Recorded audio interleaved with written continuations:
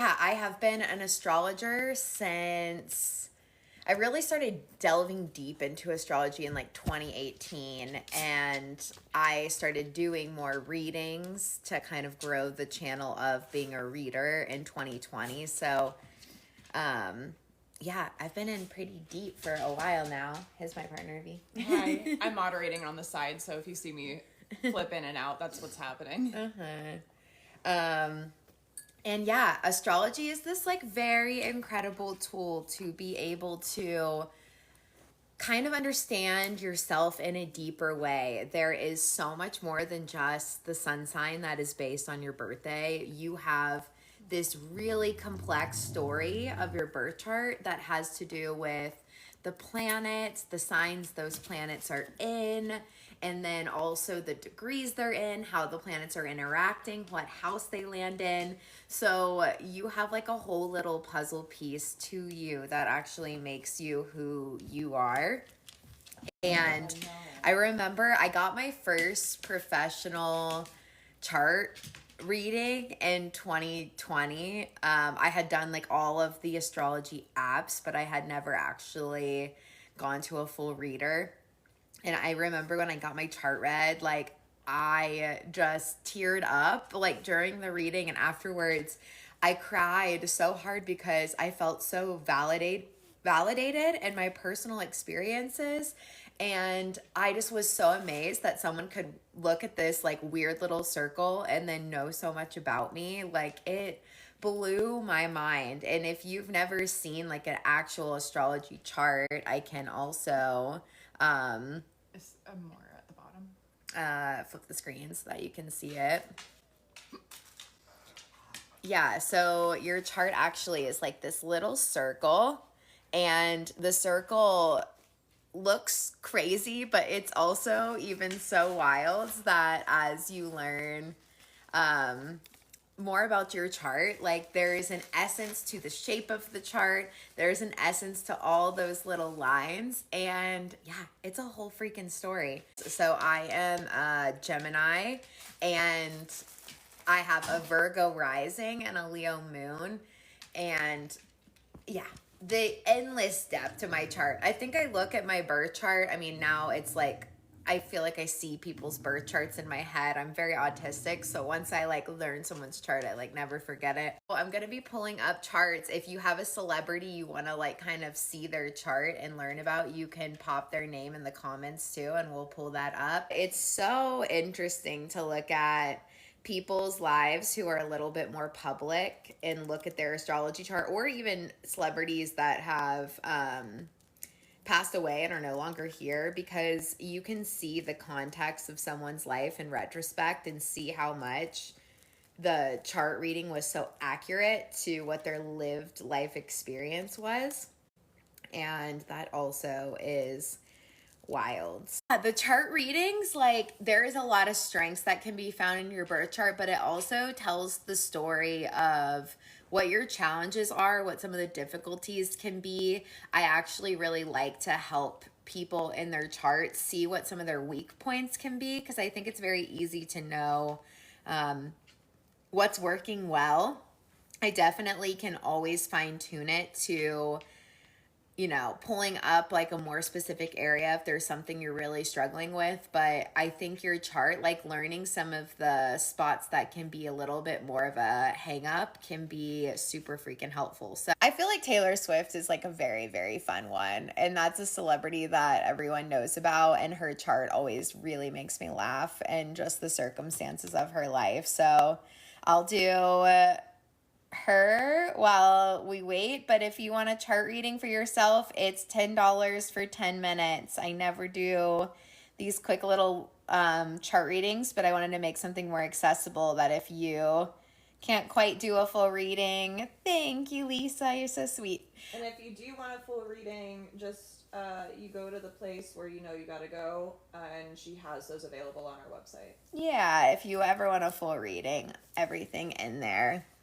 All right. So Taylor Swift, I have had so much fun analyzing this chart because there is so much going on here. So Taylor Swift is a Scorpio rising, a Cancer moon, and a Sagittarius sun. So just to give a little overview of that, um, yeah, Taylor being a Sagittarius is so obvious to me because Sagittarius really cares. Firstly, they're such big communicators, like using your voice. Like Sagittarius says, you can't keep their voice down. It's meant to be shared out, and they really care about humanity as a whole, making sure to educate people and give wisdom out. And a lot of Taylor's evolution has been learning something for herself and then sharing it out as she writes songs or travels out. And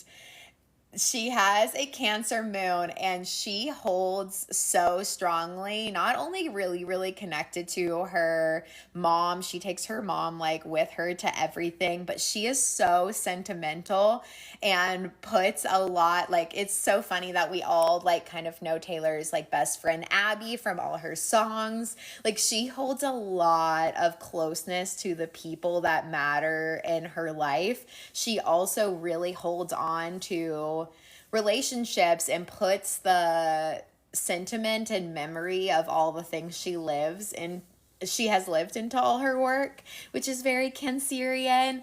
I don't think she's let go of one relationship. She kind of goes into the processing of each relationship she's been through as she even goes into the next. Like, you can tell she holds that visceral memory really strong.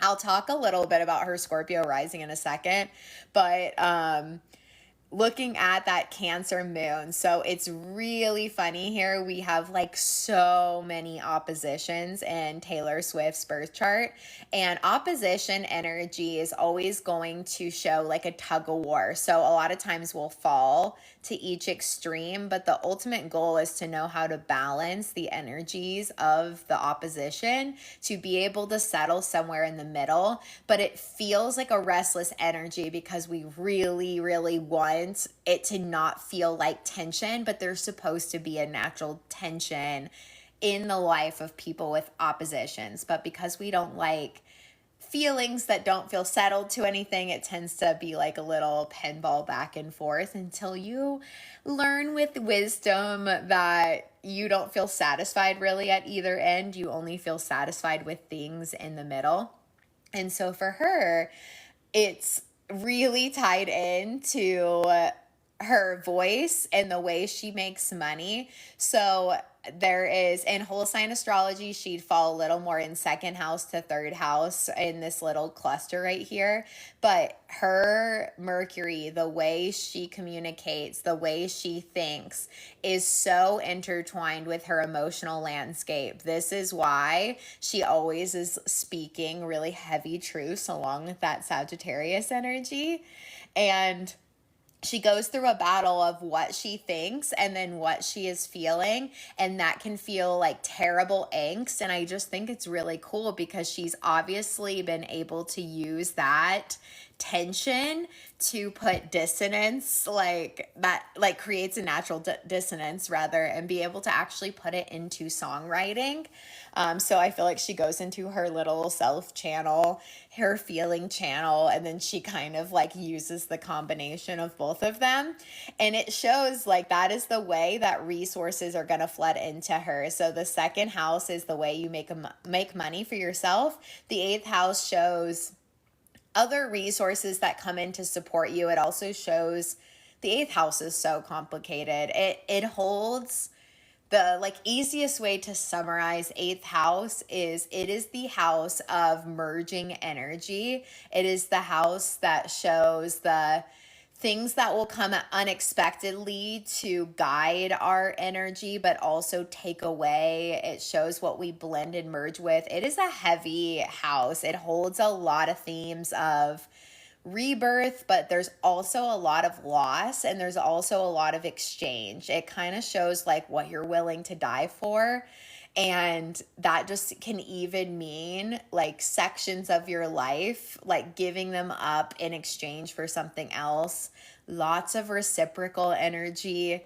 And yeah, ultimate second to eighth house gonna show that there is gonna be a lot of different losses that kind of channel into the way she makes money, which she became like a famous songwriter for writing about her pains and sharing them with people, and people being so involved in her personal life, and then her having to work that energy instead of letting it like drown her out, just like giving an actual voice to things.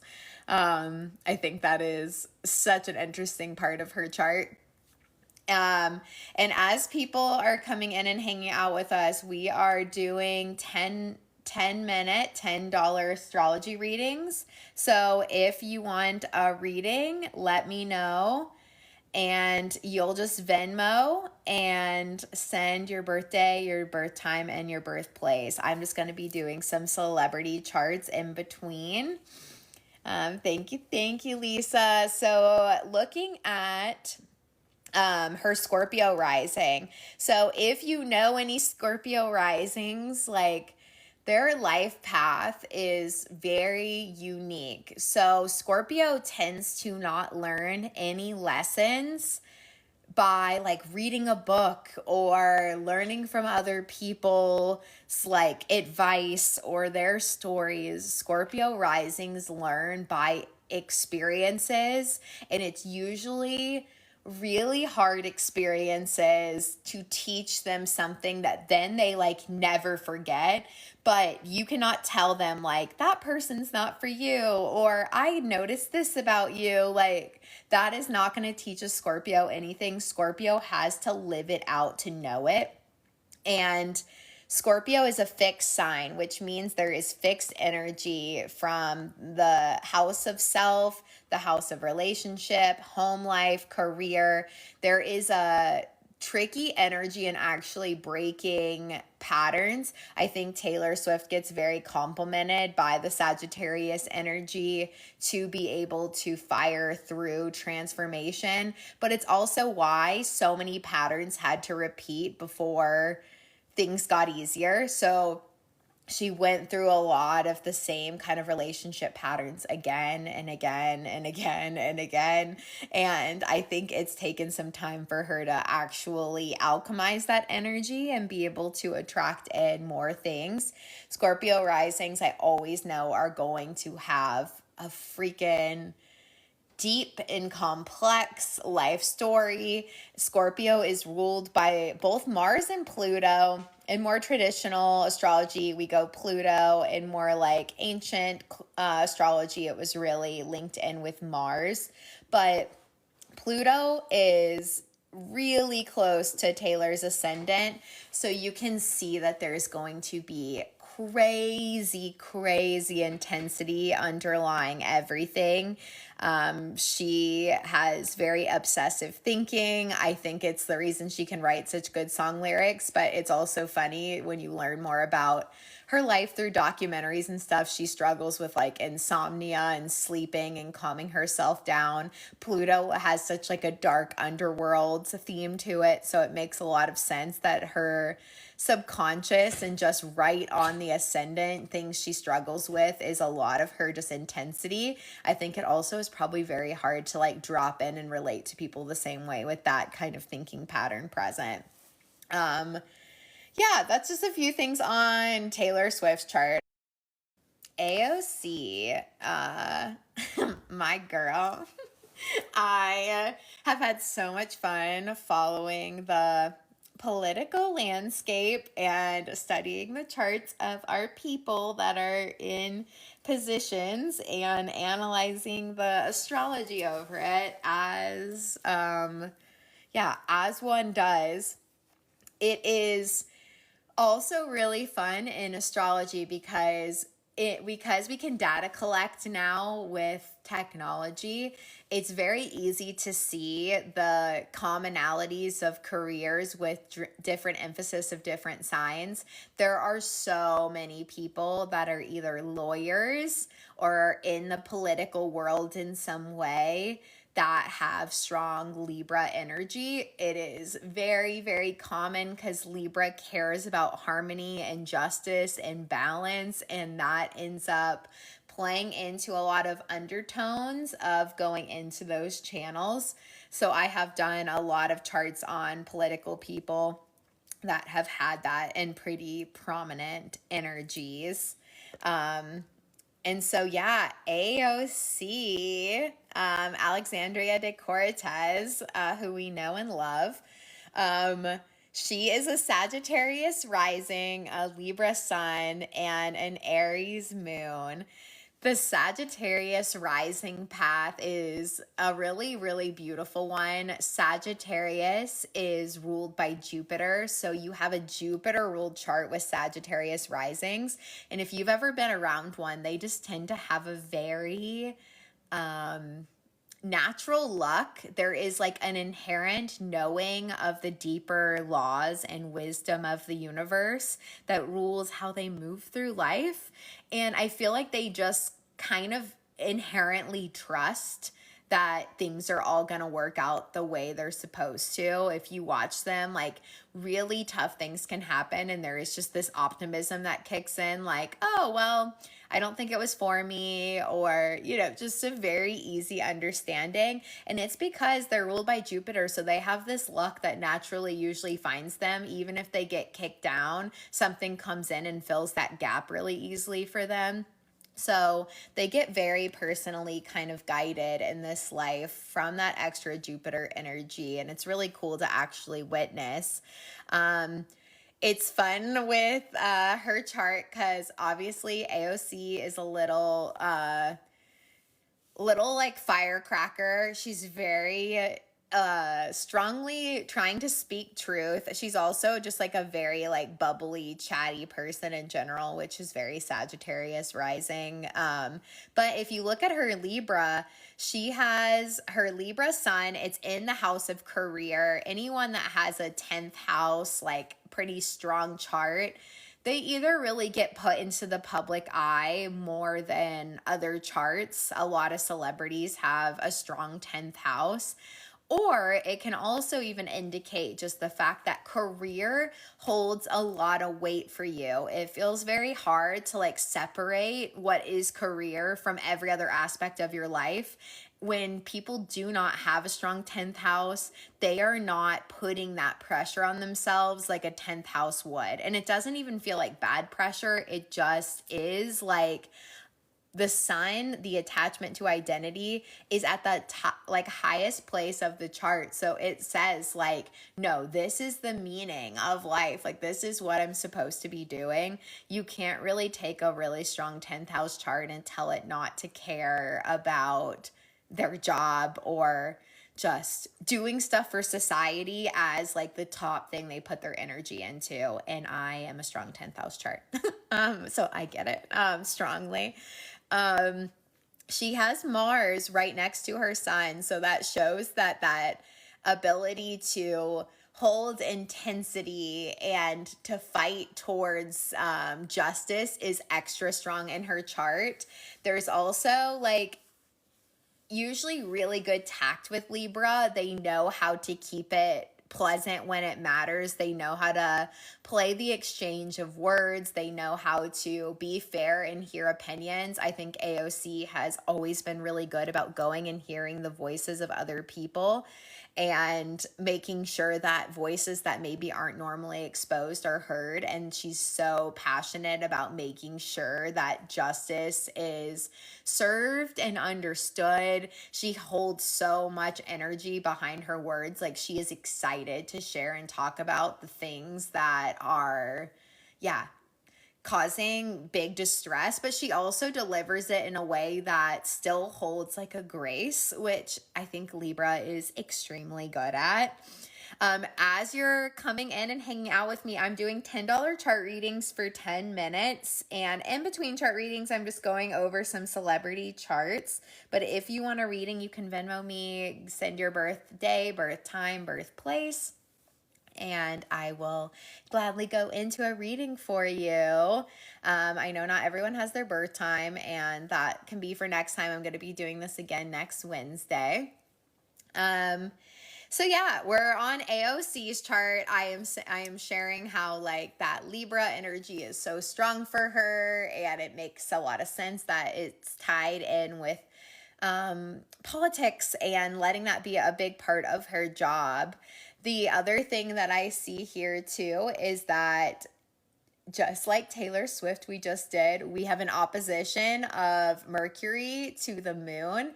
So every single thing that is being thought through, the ways that AOC's mind works, like all of those communication things are so linked in with emotion.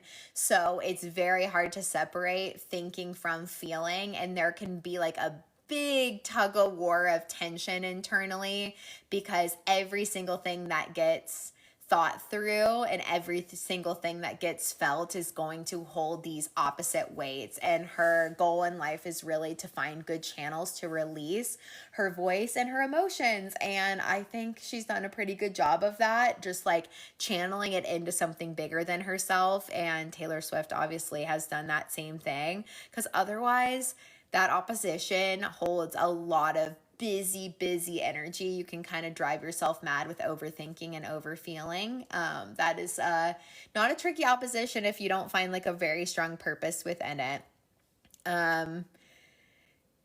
Yeah, I think let's see, a couple other things I can point out in her chart.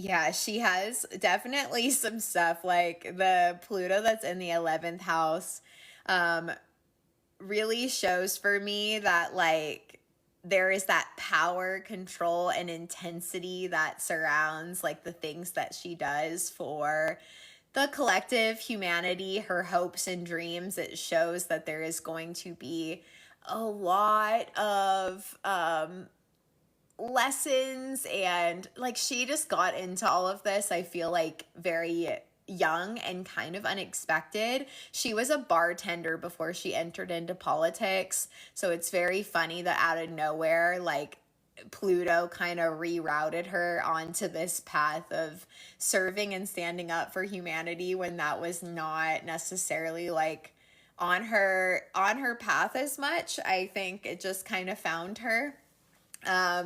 And yeah, that is also, the 11th house shows a lot of our friendships, and with that Pluto there, it can be kind of isolating. Like you feel like circumstances pull you away from being able to plug into those things as much. And that also, I'm sure, is very true in her lived out experience of just having to put so much energy towards the things that she's putting her energy into. It doesn't give like, I have tons of extra social time.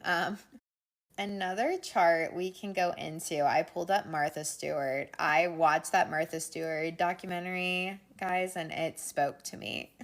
It was so funny to analyze Martha Stewart. I also just did not know, like, I knew about Martha Stewart before the documentary, in the sense that I like knew she did home lines and I knew she had a business line, but I had no idea, like, yeah, I guess I just didn't know her earlier career as much until I watched that documentary.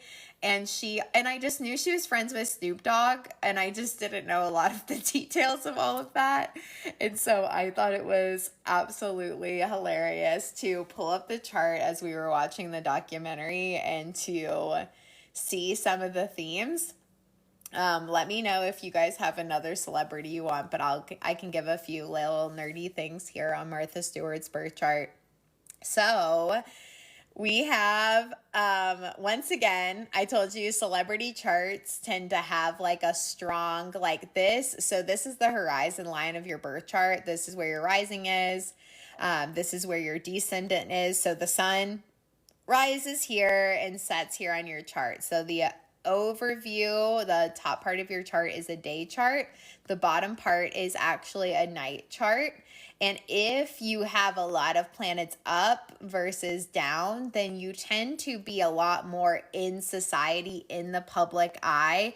People with a lot more planets below tend to be a lot more secretive and private and just crave a calmer sort of life, they're not putting as much energy towards being out in the world. And if you have a balance, you'll probably feel that balance even between both of those things. But a lot of celebrities have a very strong chart and arc of planets towards the top.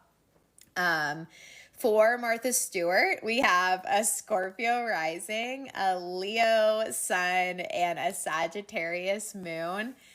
And it was so funny to see her dark humor and sass come out in the interviews for that documentary. Like, she was like, I'm not going to talk about that subject matter. Like, I already gave you my journals and that was enough. If you don't know how to read them, I don't know what to tell you. That is the bite of a Scorpio, like, so hard. Like, I've already exposed myself like so much more than I want to. Like, I did a little piece, and you're not going to just be able to interview me and have me bubbly talk about all these subject matters. Like, Scorpio likes to prod into other people's stuff. It does not like to prod into their own. Scorpio tends to match energy. You have to give a lot to get just a little. Because they're so sensitive, they also like do not trust people. They can get very paranoid with the intentions behind people. They tend to be really like intuitive, but they can also go really dark with it. I think they can get a little bit lost in that energy of security so much that they don't actually give a chance for reciprocity and balance exchange because they are so terrified that they are going to reveal something that's going to hurt them. So, as I said, Scorpio risings tend to have a really unique path. If you look at just the houses in order, Scorpio is very tricky to learn stuff without going through circumstances that teach them it in a way that can be felt and sensed a lot more. You can't just give Scorpio advice and have them follow it. They are going to learn from the circumstances that their life gives them. So Scorpio risings tend to have a very bumpy path as they move through life because of that fixed energy landing in the first house, the seventh house, the fourth house, and the 10th. Like, hard to learn deeper lessons. So, in fact, Snoop Dogg is a Taurus rising. Nice. And has hella Scorpio placements. Nice. Yeah, it was so funny. While we were watching this documentary, we pulled up Martha's birth chart, and we love the app The Pattern. I think The Pattern is like one of the best astrology apps to use that kind of puts it into more like practical, digestible energy. Especially if you're newer. Yeah. And we ran Martha's birth chart with Snoop Dogg's, and they came up as soulmates. Like, they are meant to be in each other's lives. And I think it's so funny they found each other just being on the roast of Justin Bieber. And they're like besties. And they sat next to each other. Martha, just was right next to Snoop, and they became best friends, and they never stopped being friends. So it is very funny. If whatever your rising sign is, you want to see what energy that is. If it is fixed, cardinal, or mutable, the fixed signs are Taurus, Scorpio, Leo, Aquarius. Our mutable signs are Gemini, Sagittarius, Virgo, and Pisces. And then our cardinal signs are Aries, Libra, Cancer, Capricorn. But when someone has the same energy undertone, they're called modalities in astrology, that you tend to really relate with each other on the things that matter in the external world, like who you are, your relationships, your home life, your career. There usually tends to be a little bit of understanding when someone has the same quality in their like four corners, I always call it, or the cardinal, like the cross in astrology. Those are like the big emphases of your life.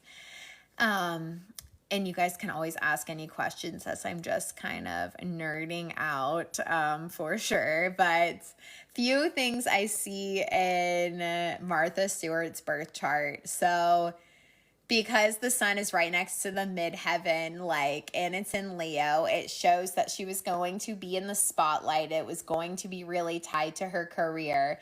There is her Chiron, which is right there, and Chiron in your birth chart shows the deepest wound and the deepest pain that you came here in your life to work with. Chiron is so important to learn. I give a lot of context about that when I do chart readings for people.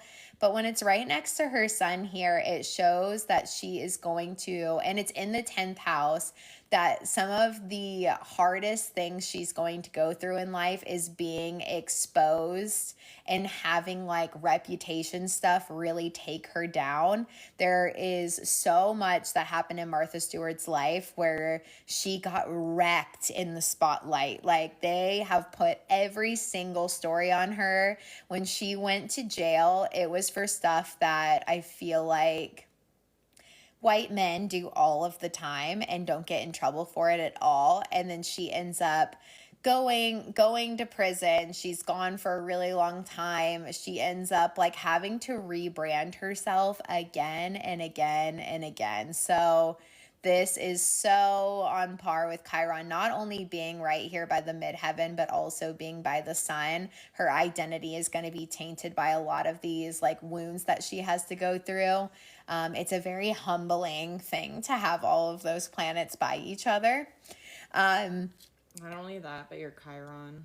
And then she also has a Venus in Virgo, and it's in her 10th house as well. It shows that her career is going to be very tied in with not only her detail-oriented eye, but also beauty. So she started Better Homes and like made an entire career out of aesthetic, and every single person, if you watch the Martha Stewart documentary, they thought she was like a neurotic like bitch.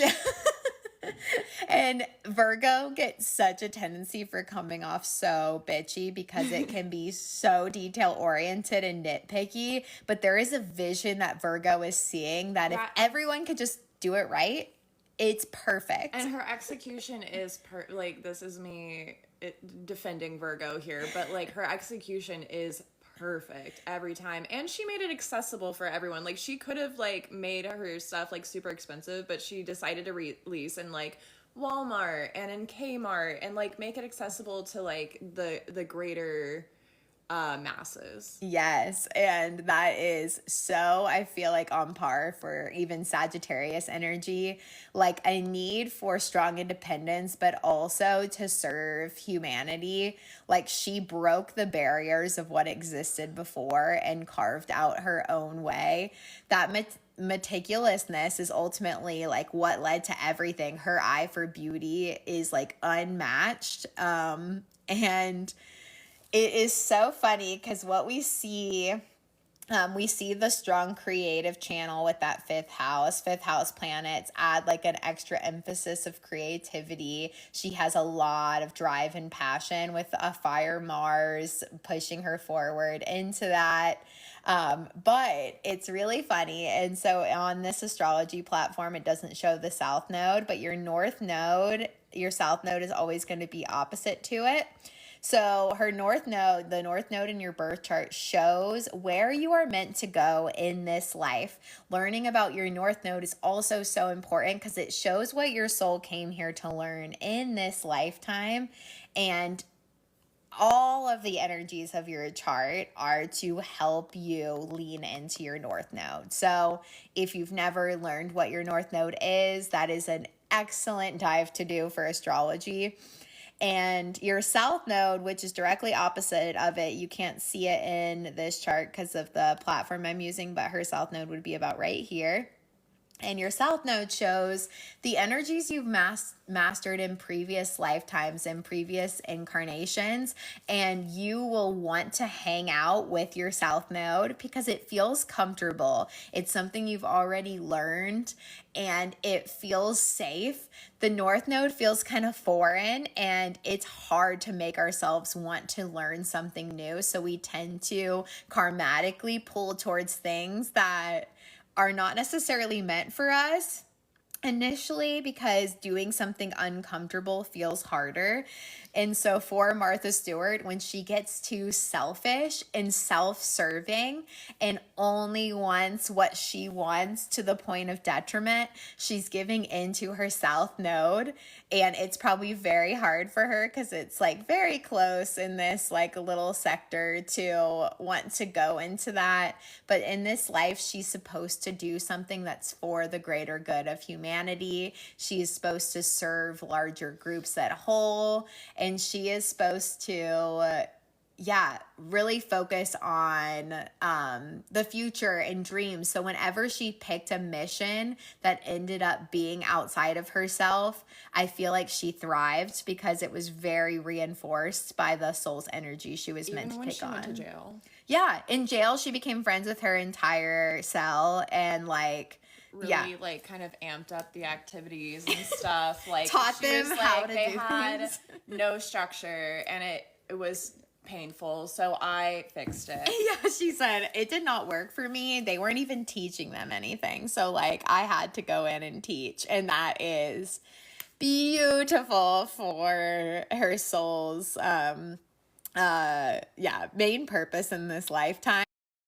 So Gracie Abrams is an artist. I love her music, and it is so fun for an astrologer nerd brain to see that the music that really sticks to you is worth looking up your favorite musical artist astrology, because a lot of the emotional undertones they plug into their creativity, their expression, I guess that can be really any medium of art, is going to show like what speaks to you. And it is so fun that Gracie Abrams is an artist that has a Virgo sun and Mercury. And I obviously have very strong Virgo in my chart, and her lyrics are so Virgo core. Like, it is so funny. And I really relate to her music because you can hear her thought processes in her songs, and it's very much how I think with the strong Virgo energy of my chart, that her mercurial energy actually translates in the way she speaks. And so her songs feel more like the experiences I have inside of my head. So looking up the artists that you really like, it can be really interesting to see what their astrology is, because there might be a reason why those lyrics like speak so much more to you in comparison. And it could just be interesting to see if there's a pattern there. So for Gracie's chart, we have another,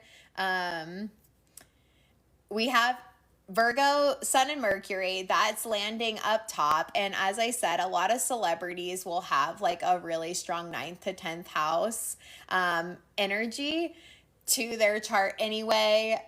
She is a Leo moon. I am also a Leo moon, and Leo moons tend to really, really deeply feel with their heart. They lead with their heart. There's a braveness there. I honestly think without having a Leo moon here, Virgo would have probably a lot of trouble actually like letting out their voice, but Leo actually helps get past some of the anxiety and angst that can be there. So I think that's been the reason she's been able to get in the spotlight more. But she also like is a very like calm and kind of like you can tell on stage like her body language is not like this big vivacious performative energy. It's very like Virgo, soft, a little anxious, a little quiet. She holds like a lot of softness in her essence, but she has that braveness of Leo to be able to like get her heart out, to put it all out there. So that completely checks and makes sense.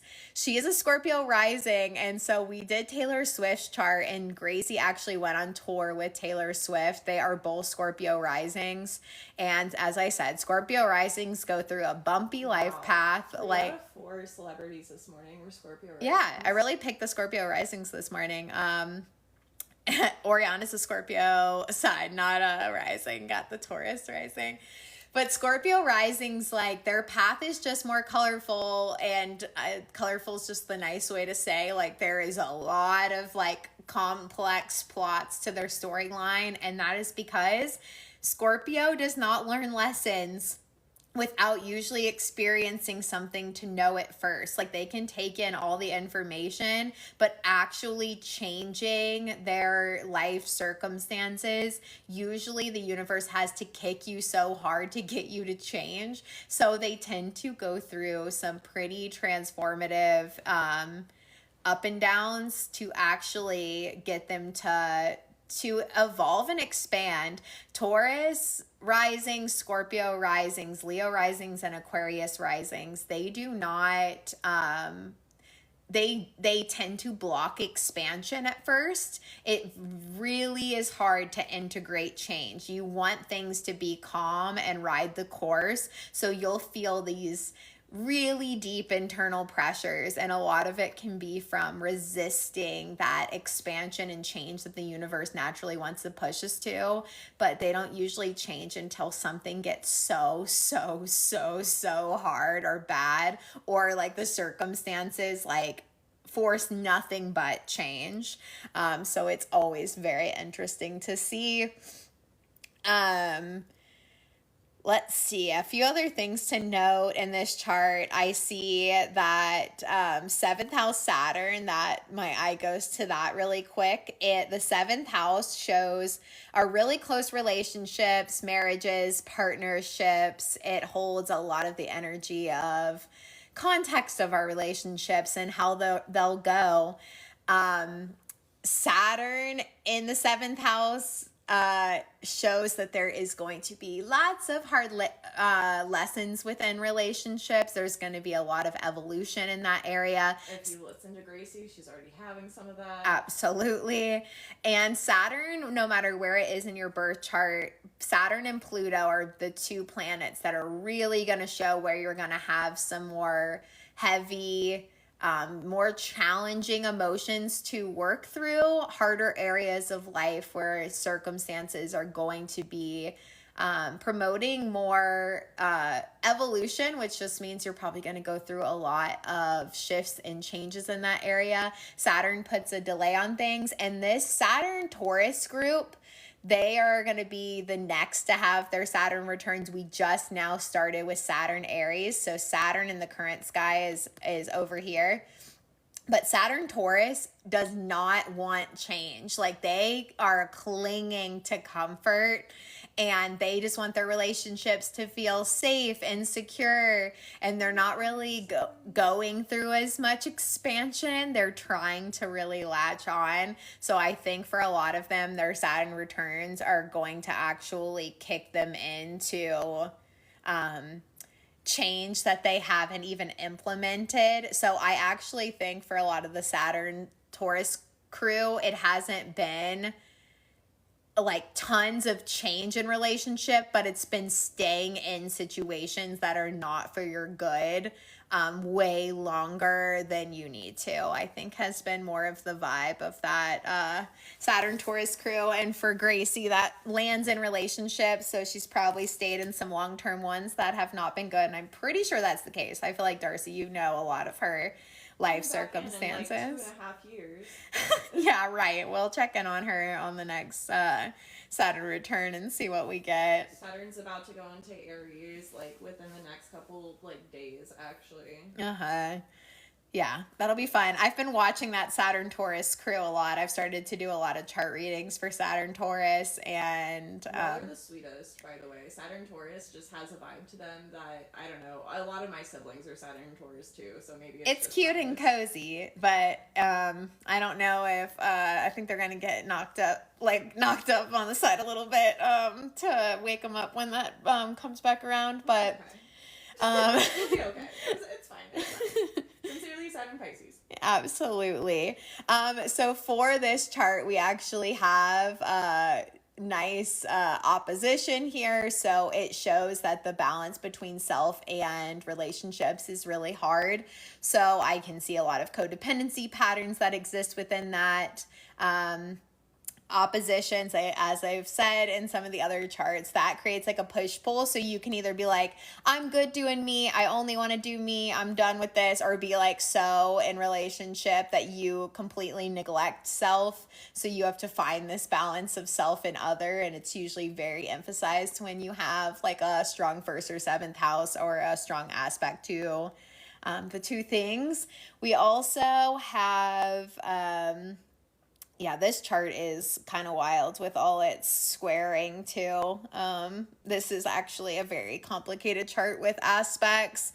There is a lot of themes to home life, the things that probably happened like early childhood, a lot of like wounds and pains that can exist within here are very square. The way Gracie will like show up and respond to things on instinct when something is squaring your ascendant, there's usually things that you need to heal through and work through that are actually affecting the way you show up. So once again, and it's really funny, Darcy, you have that exact same aspect.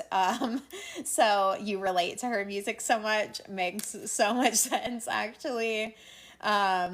We did Darcy's chart this morning, if you guys that was just one of my earlier charts. But yeah, your ascendant is how you show up, and if anything is squaring it, there's usually like you are showing up and you might feel like that is you, but there can be wounds that are actually impacting the ways that you show up.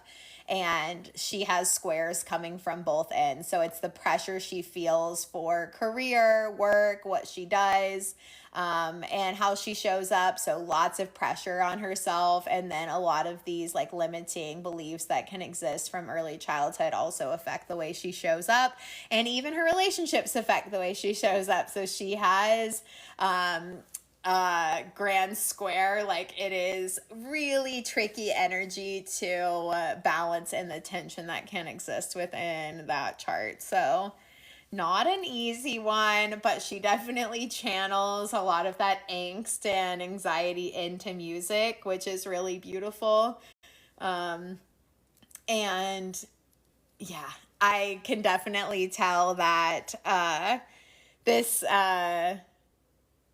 she has just like really close friendships kind of like guiding her stuff too. And I think with like Leo moons, especially, the people that you hold close to your heart end up being really a part of your journey and keep your people really close. So I also think that's really cute because I know that about her, making her friend and loved ones like attached to her career is very much in that chart too. And she's totally doing that.